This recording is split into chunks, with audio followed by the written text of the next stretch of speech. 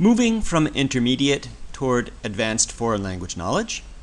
This talk is particularly, but not exclusively, for self-teachers, and it's also particularly, but not exclusively, for reading knowledge. I'll try to keep the information as general as possible so that all types of foreign language learners can profit from it, but I do have this focus because I'm making this talk in direct response to this question that I got in response to my last video on extensive reading, and it is, if somebody completes Linguaphone, Assimil, etc., he or she will have about 3,000 or 3,500 words. Yet, we need at least 7,000 words just in order to start extensive reading at the very lowest level, i.e., with books intended for children. How do you suggest overcoming the gap between 3,000 and 7,000 words? How do you personally go about doing this? It seems to me that learning those 4,000 or so extra words is the really difficult part on the road to mastery. So, let me say, first of all, that I think this assumption here is a little bit optimistically overestimating. I don't think that when you finish one of these Linguaphone or Assimil methods, you'll have it in the 3,000 range. It's probably more only in the 2,000 range. But that said, for those of you who might be still unfamiliar with Linguaphone, Assimil, etc., these are methods for self-teaching that involve learning of short dialogues or short reading passages. These are handbooks that are divided into between 50 and 100 different lessons, where you have the main part of learning it is that you learn the lesson, and you do that with the help of recordings that are entirely in the target language. And after you learn the content of the lessons, there are notes explaining the grammar and things like that. And I do believe that these are the best ways to go about learning a language, certainly teaching yourself a language, learning a language in general. They've been the foundation of all of my language studies. I've made videos reviewing both series, the Assimil series and the Linguaphone series, and so if that piques your interest and you're not familiar with them already, go watch those videos, please.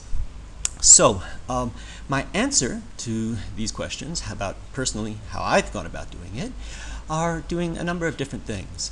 I do further textbook work, other grammatical work. I use primers and readers. I use bilingual text and translations.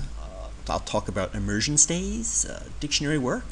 There's always the option of doing specific vocabulary work, and finally back to extensive reading itself. This is the order I'll talk about them in, but I don't necessarily do them always in this order. It really depends upon, well, first of all, what kind of language you're studying. If you are from an English-speaking background and you're learning another Germanic or Romance language, you're going to have a lot of vocabulary transfer. You won't need quite as much help to get to this level. If you're learning a more exotic or difficult language, you'll need to access a lot more of these techniques.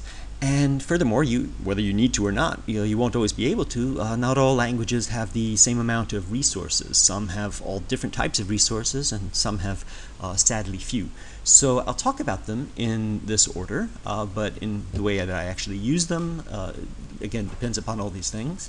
And I don't necessarily say I'm done with one stage and I'm going on to the next. So, on regards to textbooks, some people hate textbooks and want to get to authentic material as early as possible. I personally find staying with textbooks as long as possible to be quite helpful. I like good textbooks. I obviously don't like bad textbooks, then I would certainly want to get away with them, but as long as you have good textbooks available, things that are designed to help you learn a language, I prefer to stay with them. So in the first place, because we're mainly talking about learning by using Assimil or Linguaphone courses, I would go about looking for other generations of them. One of the things about these courses, they've both been around for decades now, you can probably get other generations of them that will, you won't need to work through them in the same way that you worked through the first volume. You'll already know the language quite well, but you will be able to get the material, the extra vocabulary from that, and obviously if you've done an Assimil course, then you can use a Linguaphone course as well. And some of these languages, mainly studied languages, they actually have advanced textbooks for them. And in other terms, yes, the second point is for intermediate and advanced textbooks in general. Sometimes it's harder to find more advanced textbooks than beginning textbooks.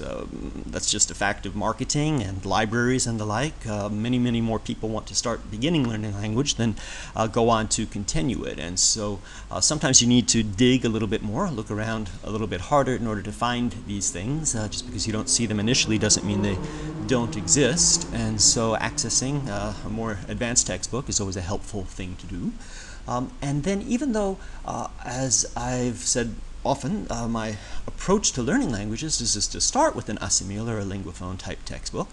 Having gotten that under my belt and knowing the language to that degree, I then like to go and use other types of textbooks, in particular textbooks using other approaches.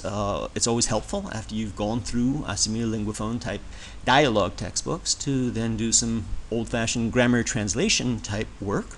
Also, particularly for languages that have a lot of inflection, to do audiolingual pattern drills. And as needed, if a language has a complicated verbal system, you want to do workbooks for verbal conjugation and the like. So continuing to do textbook work, this is the first stage. Again, the others that I would do now depend upon what's available and what kind of language that I'm learning. But the first thing that I would do, having completed one of these volumes, is go and do some other work. So the next stage would be, if possible, to do other grammatical work, and by that I mean having access to reference grammars. There are various types of these, particularly if you're learning again, from an English speaker standpoint, a rather complicated language grammatically, something like Russian, say, you'd do very well to get yourself a practical grammar with exercises. So it's not going to be teaching you the language anymore, it's going to be drilling and reviewing in a systematic fashion, and you'll also get a lot of extra vocabulary from that. If you're learning a relatively easier language, again from an English speaker standpoint, if you're learning something like, I don't know, Dutch or Catalan, you can get grammars that are intended for foreign language learners, but they're written in the target language, and because they're about the language itself and they're giving simple examples, and particularly if you're linguistically inclined, you'll be able to follow along with it well. So those are good things to have access to. And then most particularly for, say, classical languages, for something like Latin or Sanskrit, it's always wonderful to get access to a really massive 600 or 700 page comprehensive reference grammar that'll be written in your language. But you can also, in it, you'll be given lots and lots and lots of sentences with translations, and by going over the grammar systematically, you will also build your vocabulary in reading and working with these sentences. So, the next thing to move on to is, when they're available, primers and readers. It always surprises me how many people actually don't quite know what these are. Primer is a little bit, I suppose, more old-fashioned word. I think of something like Sweet's Anglo-Saxon primer. But readers, well, there are different types of readers. I mentioned in my past videos, there are things called graded readers, where texts have been written specifically or rewritten, taking a literary text and rewritten for people with lower vocabularies. But I don't mean that. I mean readers are books that take original texts and they give you all the vocabulary that you need so that you can read them more easily without access to a separate dictionary. Now, readers come in a variety of formats, and most of them are actually not very, how shall I put it, user-friendly. They involve a lot of flipping back and forth. All the vocabulary that you need is in the back of the book, but you're reading the text in the front of the book. Sometimes you can get readers that have the vocabulary on the side or the bottom of the page. That's much more friendly, but usually it's in the back. And so you often have to have recourse to literally taking a razor blade and cutting the book in two so that you have a separate dictionary, keyed dictionary to the vocabulary. Some readers already come in 2 volumes, the text and then the vocabulary. And often what you need to do, if you can't cut it in half, is you have to get multiple copies of the book. In any case, you're still doing a lot of flipping back and forth. So these are very, very helpful in terms of giving you the exact vocabulary that you're going to need to start reading texts, but they're a bit awkward to actually physically use. So what I always do with them is I make copies of the text itself, as large as possible, photocopies as large as possible, And then I go through it the first time and I write the words that I don't know from the vocabulary section directly under the words as they appear in the text. So in effect, I make interlinear texts. And then I go over those again and again and again. Again, particularly for harder languages, something like Arabic or Persian, I would do this a lot more than I would for another Western European language, but this can be extremely helpful if they're available.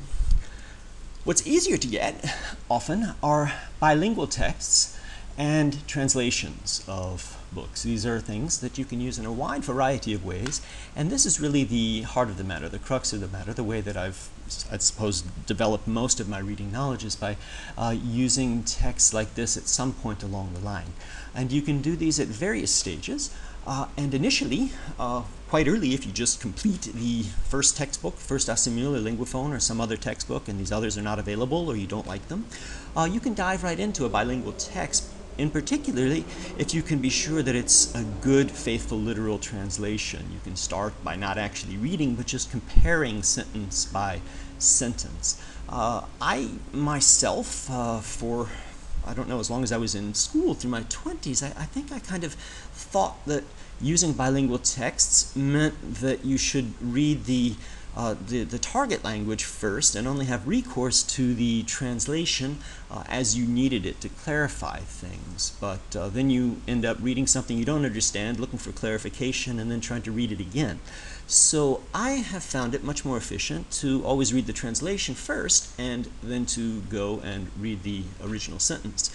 So starting out, doing this in various stages, obviously as you develop, you can do this sentence by sentence, paragraph by paragraph, page by page, and so on and so forth until you've read the whole book.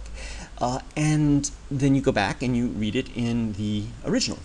And knowing the content already makes it much easier for you to grasp and fill in the words that you wouldn't understand normally. So a question arises, again, sort of going along, I guess, as you do sentence by sentence or paragraph by paragraph, you'd certainly want to read the two versions, the original and the translation, back to back immediately.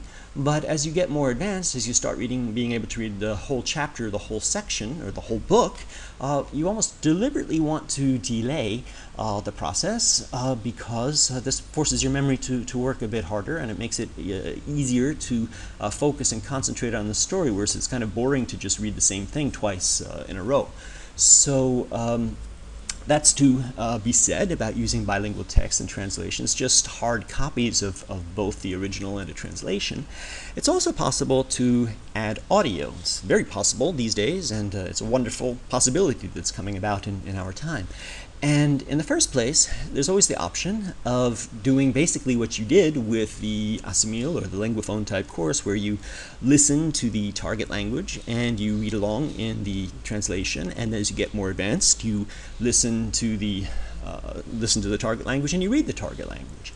So you can obviously do this with not the textbook, but with original text as well, and in effect turn them into more advanced textbooks. So you listen to the target language and you read along in the translation, and then when you know it, you can listen and read both everything in the target language. Listening and reading is optimum for overall development, for listening abilities, for developing the ability to speak and your accent and all that kind of thing. But in particular, for developing reading knowledge, it's actually more effective to flip the process around.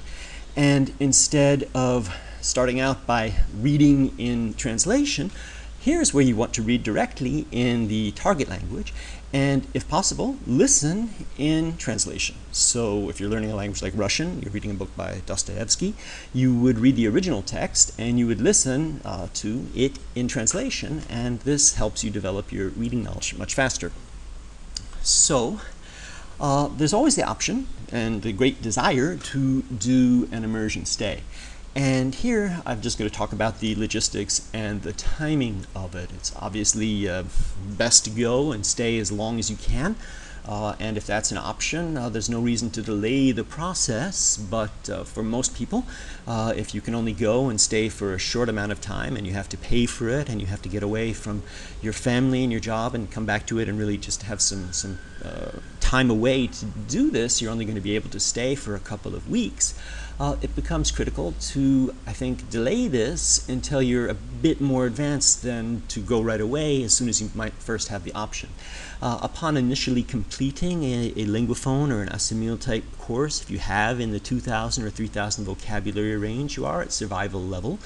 You could go and stay and get something, but at that level you would really need to stay in the language for quite some time to get much benefit. But if you can get more advanced on your own, the more advanced you are when you go, the more benefit you can get out of a shorter stay. But in any case, yes, there's no question that going and hearing the language used all around you and using it, there's nothing like this that can, it's absolutely necessary to have it come alive in your head. And so even if you can just go and do this for a few weeks, then when you come back, your overall abilities and certainly your reading abilities as well will be really jump started. Moving on, there's the option of doing plain old dictionary work. This is a tried and true method. If no other options are available, you can do this. You can start out what we now call intensive reading, rather initially, early on in the process, when you just take a text and you work very slowly with the dictionary, looking up many words. This works. If you do it for long enough, this will work. It does work. It's tried and true. As I said, I've done it myself with a number of languages, but I did it mostly earlier in my stages, again, in graduate school. And since I've learned how to teach myself languages more effectively and more efficiently, I tend to shy away from this until I'm a bit more advanced. When you do this initially, not only is it slow and sometimes a bit frustrating, but you simply don't know what words you're looking up. You don't know when you look them up in the dictionary which meaning to take, and you just tend to forget them all too soon because you're looking up too many. So I think it's certainly better to wait until you can use dictionary work, not so much to help you hack your way through a text, but at least until you can use it, as I call it, a pathfinder on the road when you're high intermediate or beginning advanced. When you have a text and you're reading it and you're basically getting it, you're getting more the gist or a little bit more than the gist of it, but you really need to look up words in order to understand what's going on. That's a better way to do it, but I think the best way to do dictionary work is, as I put here, as illumination after arrival.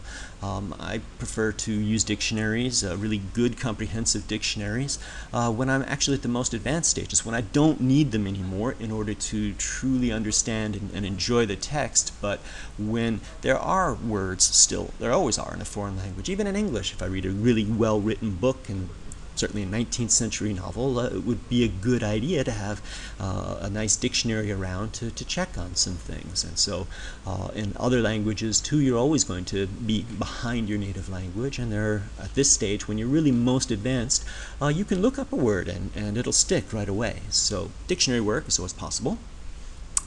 Apart from dictionary work, there's always the option of doing specific vocabulary work. Memorizing words from word lists, or putting them on flashcards, or these days on some sort of Anki or other application, and carrying it around with you in some sort of electronic device. Vocabulary work is something, I don't think there's anything wrong with it. If you like it, if it works for you, do it by all means.